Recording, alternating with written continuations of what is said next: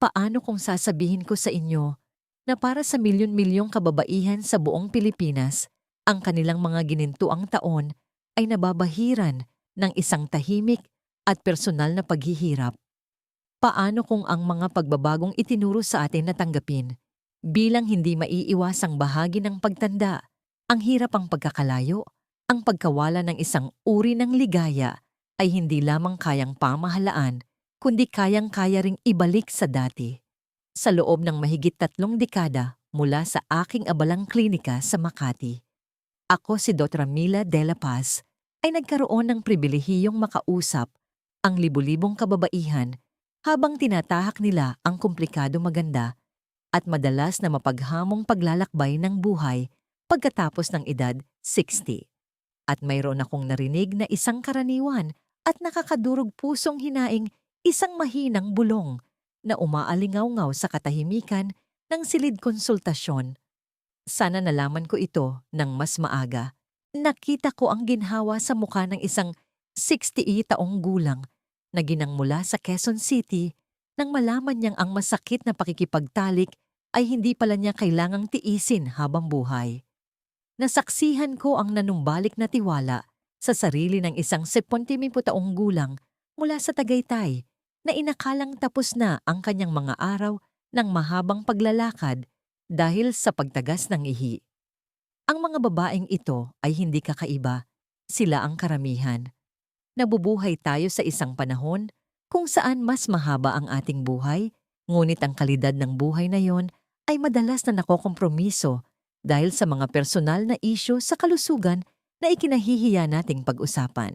May isang malaganap na kasinungalingan na nakahabi sa kultura natin na pagkatapos ng isang tiyak na edad, ang kalusugang intimate ng isang babae ay hindi na prayoridad. Para bang ang pinto sa pagiging sensual, sa komportabling pakiramdam at sa tiwala sa sarili ay dahan-dahang nagsasara kasabay ng huling hot flash ng menopause. Sinasabihan tayo sa banayad at hindi gaanong banayad na paraan na magtiis na lamang. Tiisin ang panunuyo ng ari na nagpapahirap kahit sa simpleng pag-upo. Tiisin ang pagtagas ng ihi na nagdidikta kung gaano katagal ang bawat pag-alis ng bahay. Tiisin ang dahan-dahang pagkakalayo sa kapareha dahil ang pisikal na ugnayan ay naging sanhina ng pagkabalisa sa halip na koneksyon.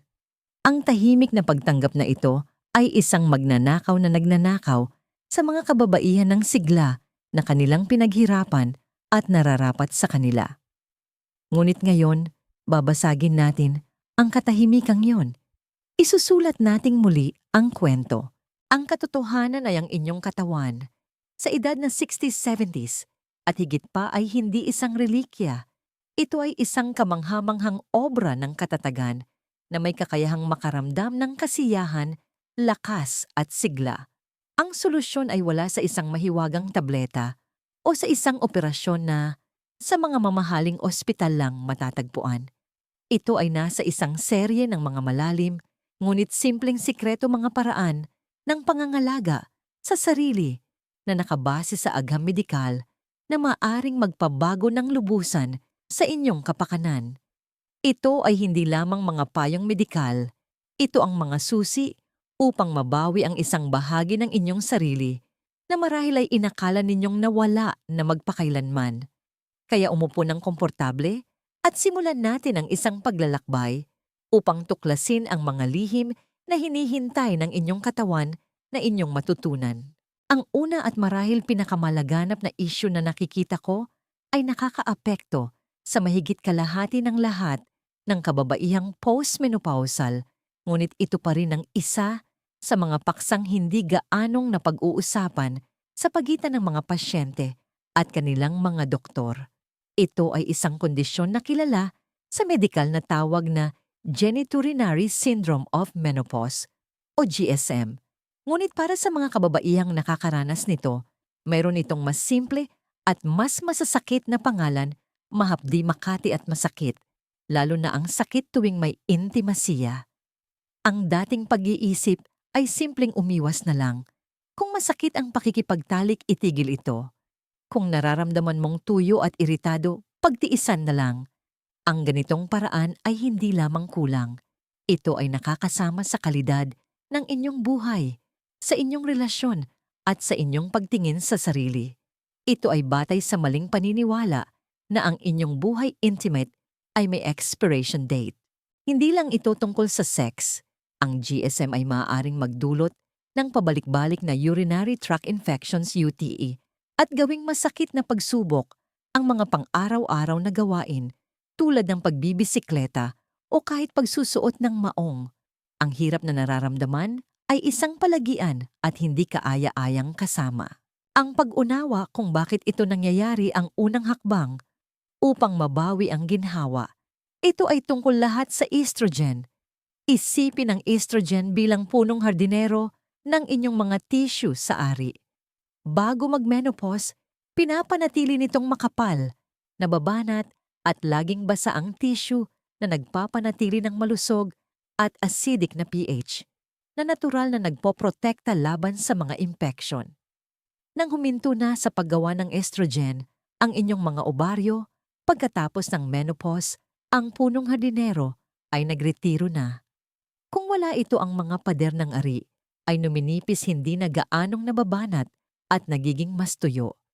Ang natural na lubrication na lumalabas tuwing nasisiyahan ay lubhang nababawasan. Ito ay hindi isang personal na pagkukulang. Ito ay isang katotohanang pisyolohikal. Ang pagbabaliwala rito ay tulad ng pagpapabaya sa isang hardin sa gitna ng tag-init sa Pilipinas na hindi dinidiligan, matutuyo at malalanta ang lahat. Hindi maaaring maliitin ang kahalagahan ng pagtugon dito. Ang pagpapanumbalik ng kahalumigmigan at kalusugan sa mga tissue na ito ay nagpapabuti sa inyong ginhawa 24/7. Nagpapababa ng panganib ng mga impeksyon at higit sa lahat, ginagawang kasiya siya muli. Ang pisikal na intimasiya na isang mahalagang bahagi ng kabuuang kalusugan at isang konektadong pagsasama. Kaya paano natin muling didiligan ang hardin? Ang solusyon ay dalawa at napakasimple at mabibili mismo sa inyong lokal na botika. Ang unang sikreto ay pag-ibahin ng moisturizer sa lubricant. Hindi sila pareho at kailangan ninyo pareho sa inyong toolkit. Ang isang vaginal moisturizer ay ang inyong pang-araw-araw na produkto tulad ng isang dekalidad na facial cream para sa inyong mga intimate tissue.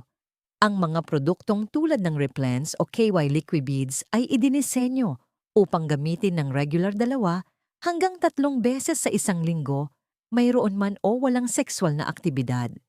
Gumagana ito sa pamamagitan ng pagdikit sa lining ng ari at pagbibigay ng moisture sa paglipas ng panahon na tumutulong na maibalik ang natural na hydration ng tissue. Ang ikalawang bahagi ng solusyon ay isang dekalidad na lubricant na partikular na ginagamit para sa sexual na aktibidad. Sa pagpili ng lubricant, isipin ang simple at madulas. Inirerekomenda ko ang mga water-based o silicone-based na lubricant.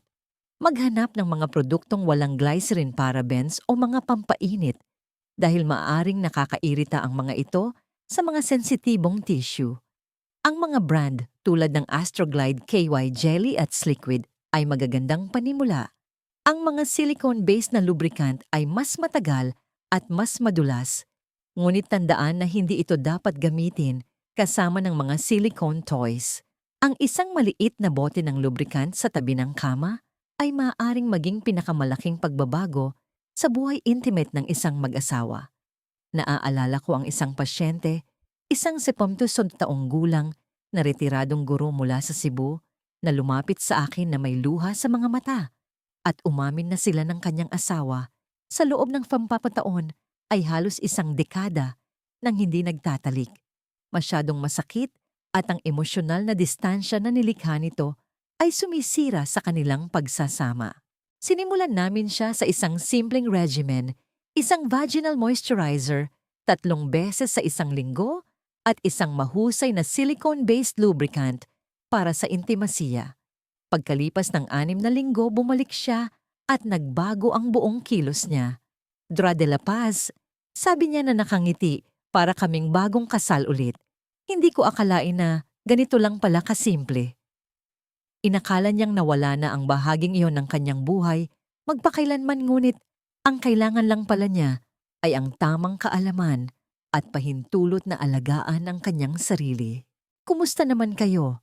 Ito ba ay isang bagay na tahimik ninyong pinagdadaanan na iniisip na bahagi lang ito ng pagtanda? Kung nakatulong sa inyo ang impormasyong ito at nakaramdam kayo ng kaunting pag-asa, mangyaring ipaalam sa akin sa pamamagitan ng pag-type ng sa mga komento. Kung hindi ito ang hinahanap ninyo, i-type ang 0 para mas maiakma ko ang aking payo sa hinaharap. Ang inyong feedback ay napakahalaga.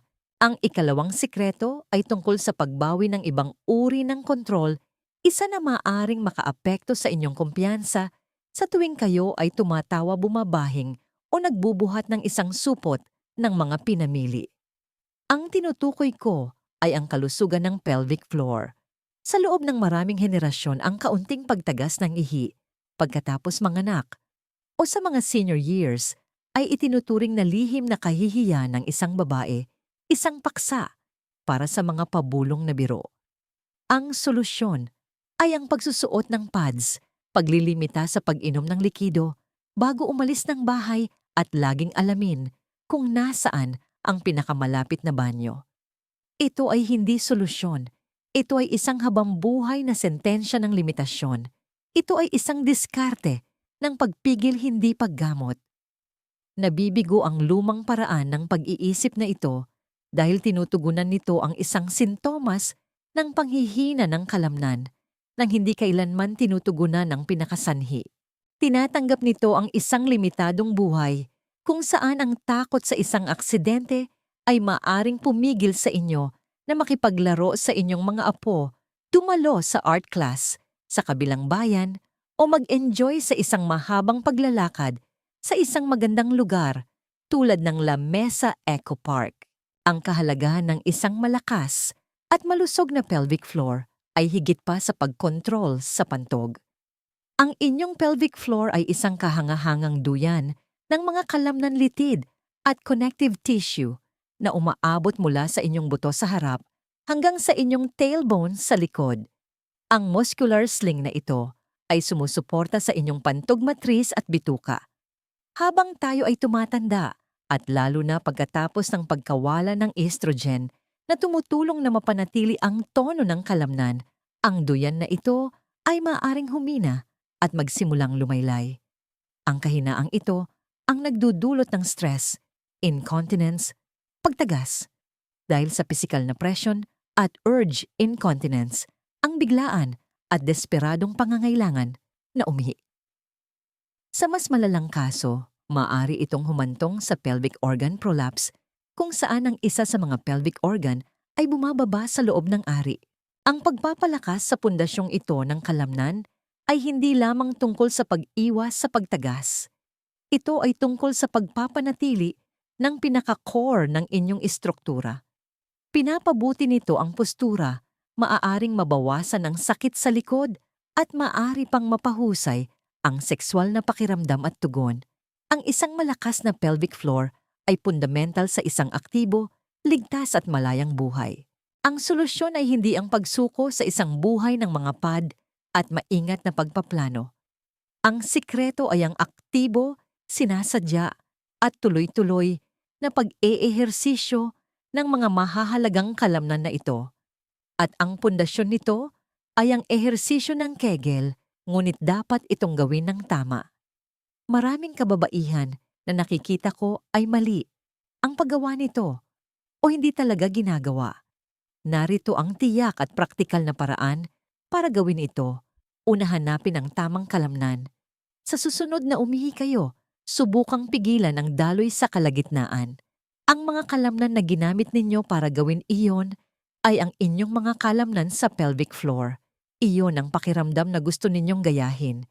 Ngayon, humanap ng komportableng posisyon, maaring nakaupo o nakahiga. Huminga ng malalim at habang nagbubuga ng hangin, pigain at iangat ang mga kalamnan na iyon. Hawakan ang pagpigil sa loob ng 3 hanggang 5 segundo Pagkatapos ay mag-relax ng tuluyan sa loob ng isa pang 3 hanggang 6 segundo. Ang bahagi ng pag-relax ay kasing halaga ng pagpigil. Ang inyong layunin ay dapat na umabot sa 10 di marasasis na pag-uulit 3 beses sa isang araw. Maaari ninyo itong gawin habang naghihintay sa pila sa grocery, nanonood ng balita o nagmamaneho. Ngunit huwag huminto doon. Isama ang pag-activate ng pelvic floor sa iba pang mga paggalaw. Ang mga ehersisyo tulad ng bridge pose ay napakaganda. Humiga sa inyong likod na nakabaluktot ang mga tuhod at ang mga paa ay patag sa sahig na may pagitan na kasing lapad ng balakang. Habang itinataas ninyo ang inyong balakang mula sa sahig, pigain ang inyong mga kalamnan sa pelvic floor. Hawakan ng ilang segundo at pagkatapos ay ibaba ang inyong balakang habang nagre-relax. Ang simpleng bodyweight squats ay napaka-epektibo rin. Hindi ito tungkol sa pagiging isang gym warrior. Ito ay tungkol sa banayad at tuloy-tuloy na muling pagtuturo sa deep core ng inyong katawan. Para sa isang pasyente ko, isang 65 taong gulang na masugid na hardinera mula sa Baguio, ang mga resulta ay nagpabago ng buhay. Halos isinuko na niya ang kanyang hilig dahil ang palaging pagyuko at pagbubuhat ay humahantong sa nakakahiyang pagtagas. Pakiramdam niya ay nakakulong siya sa sarili niyang bahay. Pagkatapos ng 4 na buwan ng masigasig na Kegels at bridge poses, dumating siya para sa kanyang taunang pagsusuri na tuwang-tuwa. Ginugol ko ang buong weekend sa aking hardin. Sabi niya sa akin, naghakot ng mga sako ng lupa at walang kahit isang patak na tumagas. Nakuha ko na muli ang aking kalayaan. Ito ba ay isang bagay na tumatatak sa inyo? Nililimitahan niyo ba ang inyong mga aktibidad? O nahihiya dahil sa mga issue sa pelvic floor? Kung ang payong ito ay nagbibigay kapangyarihan at nagbibigay sa inyo ng malinaw na landas, mangyaring i-type ang 1 sa mga komento sa ibaba. Kung hindi ito gaanong angkop, para sa inyo ipaalam sa akin sa pamamagitan ng 0. Binabasa ko ang bawat komento at ang inyong feedback ay tumutulong sa akin na makatulong sa iba. Ang ikatlong sikreto ay lumalampas sa purong pisikal at pumapasok sa emosyonal at relasyonal na puso ng ating kapakanan. Ito ay tungkol sa ebolusyon ng intimasiya at ang radikal na kapangyarihan ng komunikasyon. Iminumungkahi ng lumang salaysay na habang nagbabago ang ating mga katawan at habang ang libido ay natural na tumataas at bumababa, ang ating buhay intimate ay basta na lang naglalaho.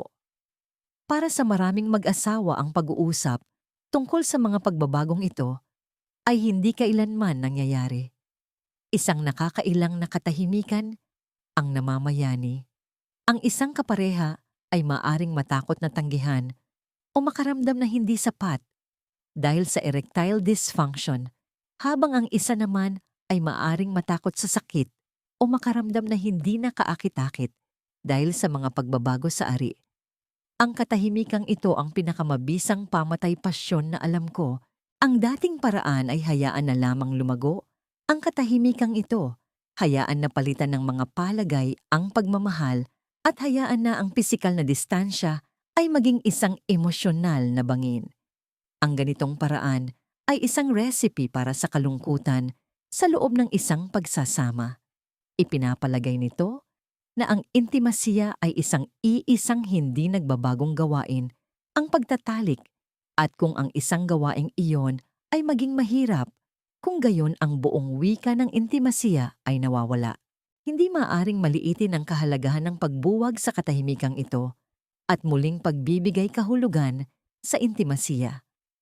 Ang intimasiya ay isang malawak at iba't ibang tanawin. Ang pagtatalik ay isang bahagi lamang nito.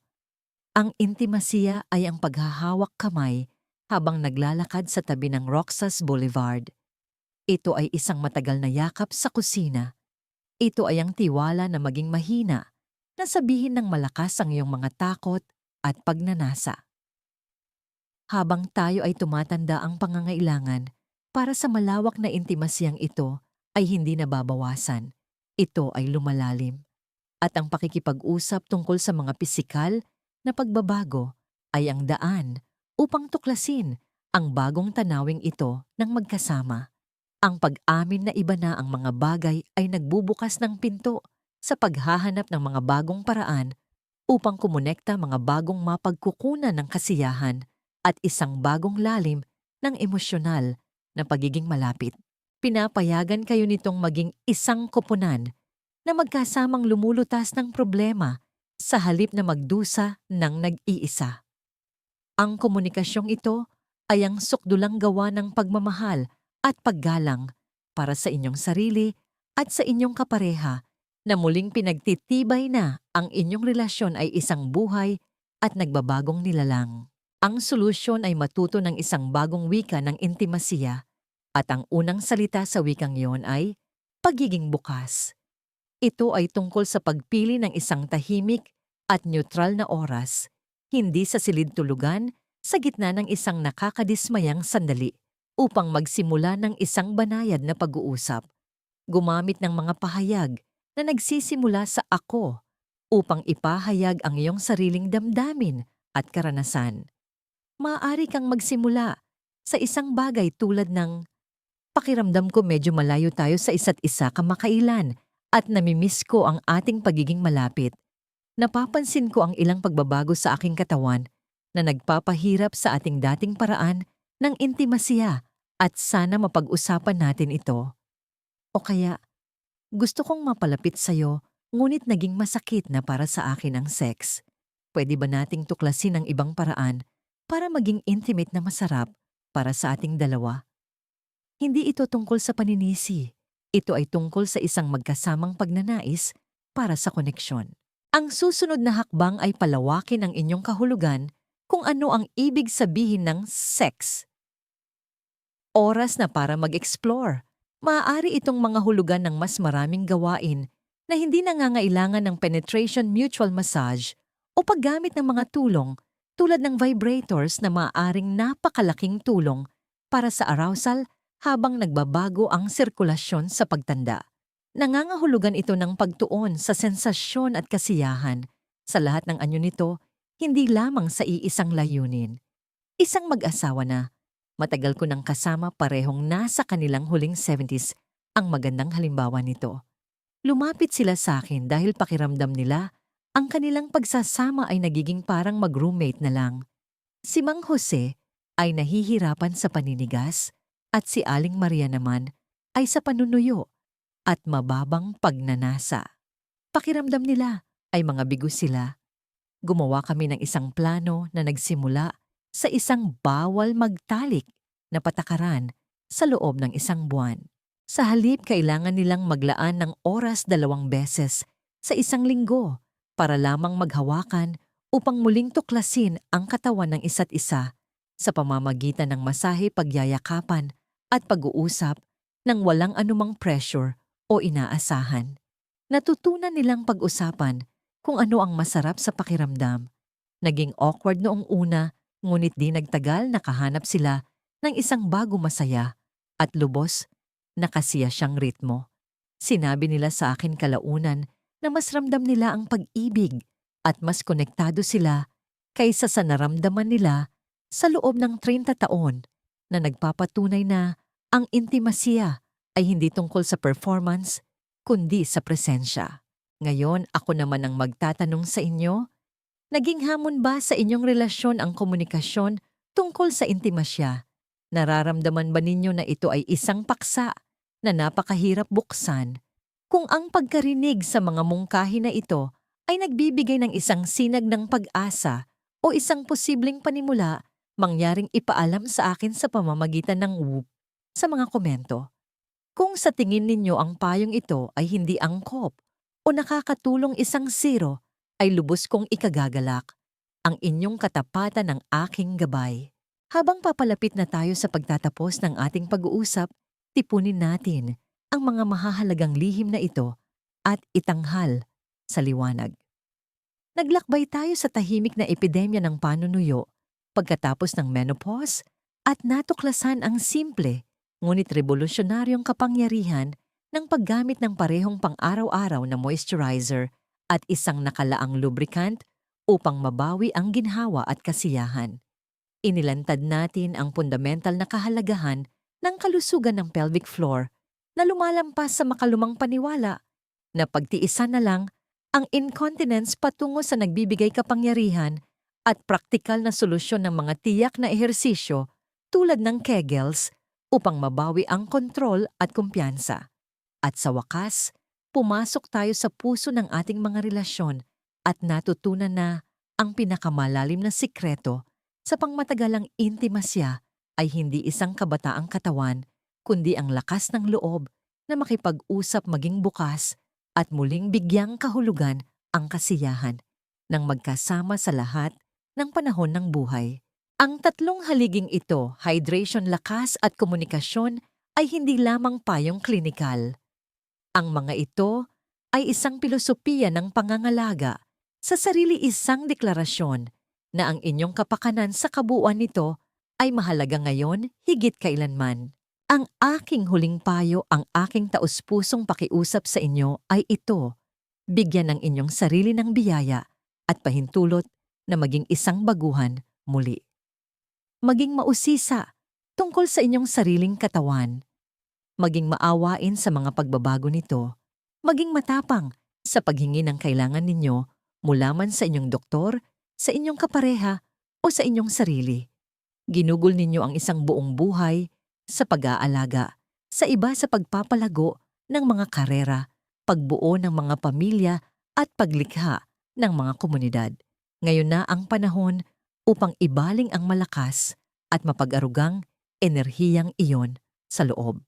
Hindi kayo invisible at ang inyong mga pangangailangang intimate ay hindi walang kabuluhan.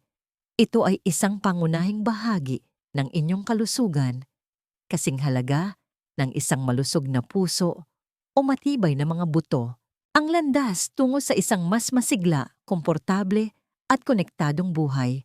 Pagkatapos ng sisto ay hindi tungkol sa paghabol sa kabataan.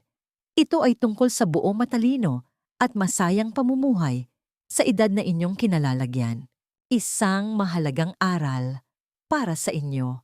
Ang pinakadakilang aral na itinuro sa akin ng buhay sa loob ng mga dekada ng pakikinig sa mga kwento ng mga kahangahangang babae tulad ninyo ay hindi kailanman huli ang lahat para magbago.